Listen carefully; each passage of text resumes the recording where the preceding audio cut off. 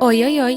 Você vai ouvir o primeiro capítulo de Anne de Green Gables, aqui no podcast Biblioteca de Winnie. Aproveite! Capítulo 1. A senhora Rachel Lynde se surpreende. A senhora Rachel Lynde morava exatamente no ponto em que a estrada principal de Avonlea descia rumo a um pequeno vale, rodeado por bétulas e brincos de princesa, e atravessado por um riacho cuja nascente ficava lá atrás, em um bosque, na propriedade do velho Sr. Cuthbert. Esse riacho era um curso de água veloz e intrincado em seu percurso pelo bosque, com cascatas e poços secretos e sombrios. Entretanto, quando se aproximava do vale da família Lynde, o riacho ficava tranquilo e bem comportado, pois nem mesmo um mero curso de água poderia passar diante da porta da senhora Rachel Lynde sem o devido respeito ao decoro e à decência. E é bastante provável que o riacho estivesse ciente de que a senhora Rachel estaria sentada perto da janela, mantendo os olhos bem atentos a tudo e a todos que passassem por ali, fossem riachos, crianças ou qualquer outra coisa. E que caso ela percebesse algo estranho ou fora do lugar habitual, nunca descansaria enquanto não descobrisse tudo a respeito. Havia muita gente no pequeno povoado de Avonlea e fora dele que gostava de bisbilhotar a vida dos vizinhos, mesmo que para isso fosse preciso negligenciar os próprios assuntos. Mas a senhora Rachel era uma daquelas criaturas capazes de cuidar de seus afazeres e ainda tomar conta da vida das outras pessoas. Ela era uma excelente dona de casa, sempre cumpria suas obrigações e fazia isso muito bem. Administrava um grupo de costura, ajudava na gerência da escola dominical e era quem dava o mais valioso suporte para a Sociedade de Ajuda Humanitária da Igreja e ao Instituto para Missões Estrangeiras. No entanto, com todas essas ocupações, a senhora Rachel ainda tinha tempo mais do que suficiente para permanecer durante horas sentada perto da janela de sua cozinha, tricotando colchas. Já tinha feito 16 delas, como as donas de casa de Avonlea costumavam contar, sempre com muita admiração. E mantendo os olhos sempre bem atentos à estrada principal, que atravessava o vale e subia sinuosamente a colina íngreme e avermelhada mais adiante. Como Avonlea ocupava uma pequena península triangular no Golfo de St. Lawrence, com água dos dois lados, qualquer pessoa que entrasse ou saísse do povoado teria de passar por aquela estrada e, portanto, submeter-se ao julgamento severo e invisível de olhos que tudo viam. E era assim que a senhora Rachel se encontrava certa tarde, no início do mês de junho. Os raios quentes e brilhantes do sol entravam pela janela. O pomar, na encosta abaixo da casa, estava coberto de flores brancas e cor-de-rosa, sobre as quais voavam e zumbiam muitas abelhas. Thomas Lynde, um homem pequeno e dócil, a quem o povo de Avonlea se referia como o marido de Rachel Lynde, estava plantando, na encosta da colina, no terreno atrás do celeiro, suas últimas sementes de nabo, e era quase certo que Matthew Cuthbert também estivesse semeando as dele no grande campo vermelho ao lado do riacho, bem mais à frente, na propriedade chamada Green Gables. A senhora Rachel sabia disso porque tinha escutado no fim da tarde do dia anterior, na loja de William J. Blair, em Carmody, Matthew dizer a Peter Morrison que plantaria suas sementes de nabo naquele horário. Obviamente, Peter havia perguntado isso a ele, pois nunca se soube de nenhuma ocasião em que Matthew Cuthbert tivesse oferecido por sua própria iniciativa alguma informação sobre qualquer coisa relativa à sua vida.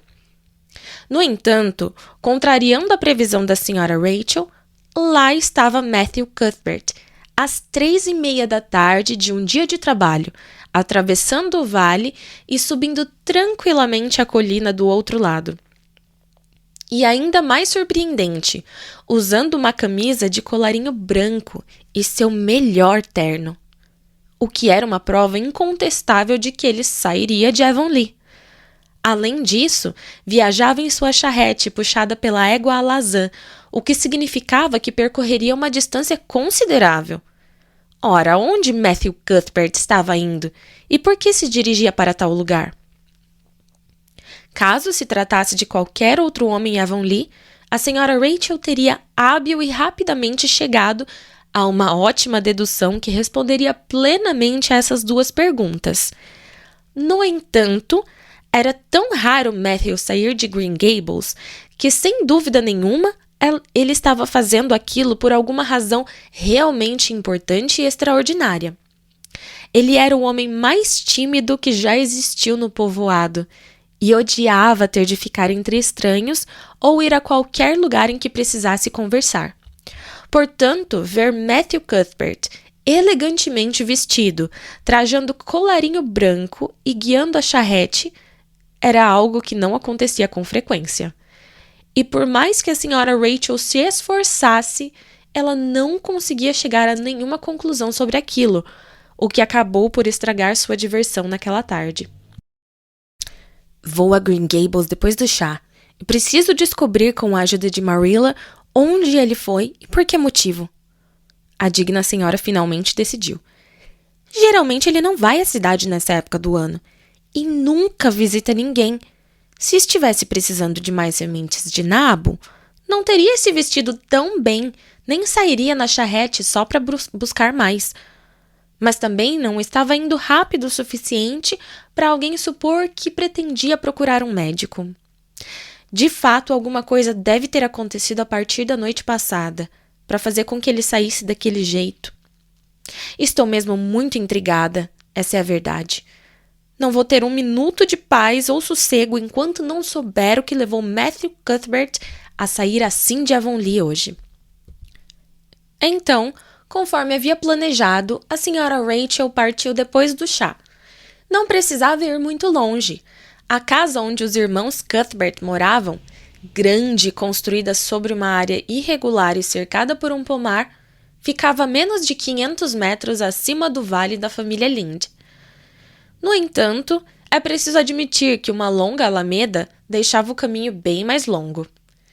Quando estabelecera sua propriedade, o pai de Matthew Cuthbert, tão tímido e calado quanto o filho, tinha construído a residência o mais longe possível de seus vizinhos, sem, no entanto, invadir o bosque. Green Gables foi construída na extremidade mais distante da área aberta e sempre permaneceu ali, quase invisível para quem estivesse na estrada principal, ao longo da qual todas as outras casas de Avonlea estavam tão sociavelmente situadas. Na opinião da senhora Rachel Lynde, viver naquele local afastado não era, de maneira nenhuma, viver. Isso é apenas ficar. Essa é a verdade. Ela disse para si mesma enquanto caminhava pela antiga alameda, coberta de relva e ladeada por arbustos de rosas silvestres. Não é de se admirar que Matthew e Marilla sejam ambos meio esquisitos, morando sozinhos aqui atrás. Árvores não são uma boa companhia. Porém, se fossem, eles certamente estariam muito bem acompanhados. Não, eu prefiro ver pessoas. Mas, sem dúvida, eles parecem suficientemente satisfeitos. Acho que estão acostumados a isso. Um ser humano pode se habituar a tudo, até mesmo a ser enforcado, como diz aquele provérbio sobre os irlandeses. Nesse momento, a senhora Rachel Lynde saiu da alameda e entrou no quintal atrás de Green Gables. Era uma área muito verde, limpa e bem cuidada, com grandes e respeitáveis salgueiros de um lado e imponentes álamos negros do outro. Não havia sequer um pedaço de galho seco ou uma pedra fora do lugar, pois se houvesse, a senhora Rachel certamente teria visto. Particularmente, ela achava que Marilla Cuthbert varria aquele quintal tão frequentemente quanto varria sua casa, pois estava claro que seria possível comer uma refeição colocada diretamente sobre aquele chão, sem contudo ingerir nenhuma sujeira. Educadamente, a senhora Rachel deu uma batida rápida na porta e entrou quando Marilla autorizou. A cozinha de Green Gables era um cômodo alegre, ou pelo menos seria se não fosse tão dolorosamente limpo, a ponto de ter uma aparência similar à de um lugar que nunca foi usado. As duas janelas davam vista para o leste e para o oeste, respectivamente. Através da que mostrava o oeste, pela qual era possível ver o quintal, entrava um feixe da luz suave do sol de junho. Lá pela do leste, podiam ser avistadas as flores brancas das cerejeiras do pomar, à esquerda, e mais adiante, bétulas delgadas nas margens do riacho, que atravessava o vale verdejante e coberto por um emaranhado de videiras.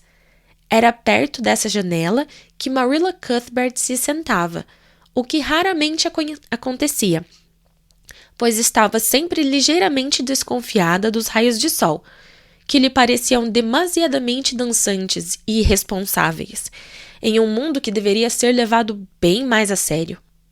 Entretanto, naquele momento, lá estava ela, sentada, tricotando. A mesa que ficava atrás de onde Marilla se encontrava já estava posta para o jantar, e antes de fechar completamente a porta, a senhora Rachel já tinha feito uma nota mental de tudo o que estava sobre ela. Havia 3 pratos distribuídos, indicando que sua vizinha esperava que alguém viesse com Matthew para a refeição. Porém, eram pratos de uso diário, e havia sobre a mesa apenas geleia de maçã silvestre e um só tipo de bolo.